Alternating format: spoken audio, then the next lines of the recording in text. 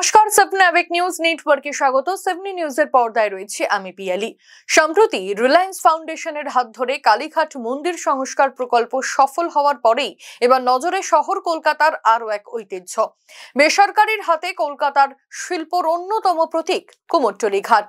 বহুদিন ধরে অবহেলিত জরাজীর্ণ অবস্থায় পড়ে থাকা এই ঘাটকে সংস্কার ও সৌন্দর্যায়নের কাজে এগিয়ে এসে কলকাতা বন্দর কর্তৃপক্ষের সঙ্গে একটি চুক্তি স্বাক্ষরিত করেছে Adani port and special economy zone limited. আসল বিরিয়ানি মানেই হলো করিমসের বিরিয়ানি। আর এবার সেই 113 বছরের ঐতিহ্যবাহী বাদশাহী বিরিয়ানি স্বাদ সোদপুরেই। করিমস সোদপুর, বিটি রোড, শহীদ কলোনি, অ্যাক্সিস ব্যাংকের উল্টো দিকে।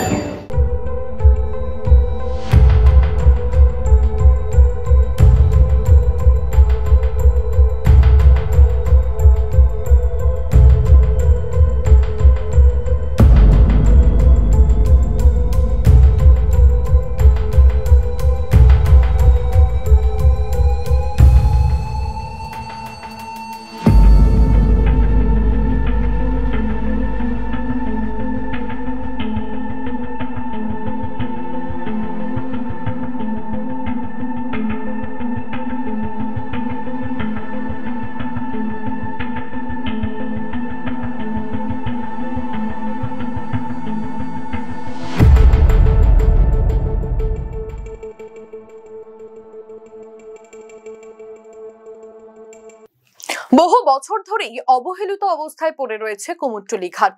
ভাঙছে নদীর পার, জমেছে আবর্জনা স্তূপ। দিন দিন শিল্পীদের কাজের পরিবেশ খারাপ হওয়ার পাশাপাশি পরিকাঠামোর অভাব স্পষ্ট। এ নিয়ে রাজ্য সরকার উদাসীন হলেও ঘাট সংস্কারে উদ্যোগী হয়েছে বেসরকারি গোষ্ঠী।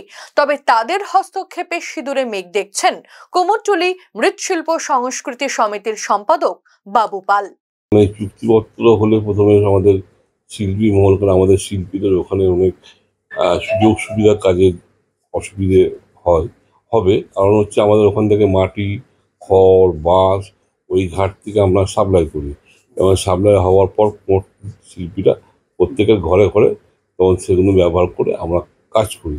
বা অনেক সময় দেখা যায় এই কুমোরটুলি ঘাট থেকে অনেক দুর্গা মূর্তি নৌকোয় করে অন্য গ্রামে বা শহরে পাড়ি দেয়। সেইগুলো আমাদের অনেক অসুবিধার সম্মুখীন হতে হবে। তবে মানে ভালো কাজ তো আর না করা যায় না। ও এখনও পর্যন্ত যেহেতু জানিনি, সেখানে বেশি বলে লাভ নেই। তবে এই যে সমস্ত আমাদের অসুবিধাগুলোর সম্মুখীন হব আমরা, সেগুলো যদি আমাদের সুযোগ সুবিধাগুলো যদি ঠিক মতন করে দেওয়ার ব্যবস্থা হয়, তাহলে এই ঘাটে যদি আমাদের যেটা হতে চলেছে এটা হয়, তাহলে আমাদের কোনো অসুবিধা হবে বলে মনে হয় না। তবে আমাদের সুবিধার কথা ভেবে সব কিছু করাটাই উচিত। কথা এখানে একটা প্রথম শিল্পীদের একটা আর্ট গ্যালারি হওয়া দরকার। কারণ যে সমস্ত শিল্পীরা হাতের কাজগুলো করে, সেই কাজ ধরে রাখার মতন শিল্পীদের ঘরে জায়গা নেই। তারপর দেখবেন অনেক দেশ বিদেশ থেকে অনেক মুটিয়া ভাই মানে কুলি ভাই যারা ঠাকুর বহন করতে আসে কুমারটুলিতে, তাদেরও কোনো থাকার জায়গা নেই।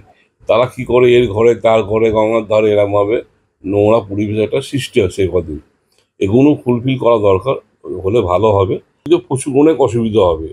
অনেক লেবার ভাইরা আছে ওই ঘাটে গিয়ে স্নান করে, মাটি ছানে, জল নিয়ে আসে, তারপর নৌকায় করে মাটি আসে, নৌকায় করে খড় আসে, বাঁশ আসে।